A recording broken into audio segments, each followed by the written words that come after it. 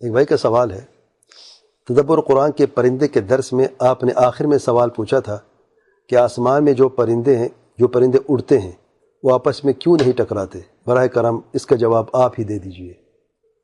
اچھی بات ہے، سوال میں کروں، جواب بھی میں دے دوں۔ میں نے جواب دیا تھا آپ نے؟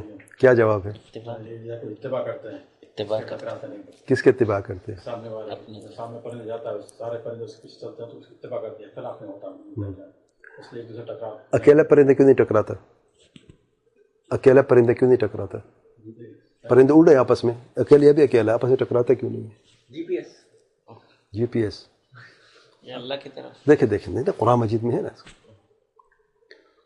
سورۃ ملک میں اللہ کیا فرماتا ہے؟ ما یمسکہن الا الرحمن، اللہ ان کو تھامے رکھتا ہے۔ جب پر کھول دیتے ہیں یا بند کر دیتے ہیں، آسمان پرندہ اڑ رہا ہے، کس نے تھاما ہوا ہے؟ اب تھامنے سے مراد ہر وہ چیز جس پرندے کو سلامت رکھے، گرنے سے، ٹکرانے سے، ہر چیز سے۔ اللہ تعالیٰ نے اس پرندے کے اندر اس کی فطرت میں خاص چیز ڈال دی ہے کہ اس نے ایک بچنا کیسے ہے، اور پرندے کو پتہ ہوتا ہے ڈسٹینس میں، کیونکہ 0.4 میرا خیال ہے سیکنڈ میں پرندے جو ہے رخ بدل لیتا ہے اپنا، اتنی سپیڈ میں۔ جب سامنے کوئی چیز آ رہی ہوتی ہے، دیکھ پرندہ جو گاڑی سے نہیں ٹکراتا، جب جاتے کبوتر بیٹھے ہوتے ہیں گاڑی سے، اب گاڑی سپیڈ میں جاتے ہیں، کبھی کبوتر ٹکرایا، اللہ کہ بیمار ہو تو الگ بات ہے، پرندہ ٹکراتا ہے گاڑی سے کیوں نہیں ٹکراتا؟ کیونکہ فریکشن سیکنڈ کے حصے میں سپیڈ سے وہ اڑ جاتا ہے، الگ ہو جاتا ہے۔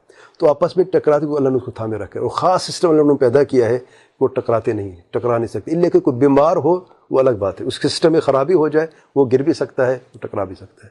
جو نارمل ہوتے ہیں نا وہ کبھی ٹکراتے نہیں آپس میں۔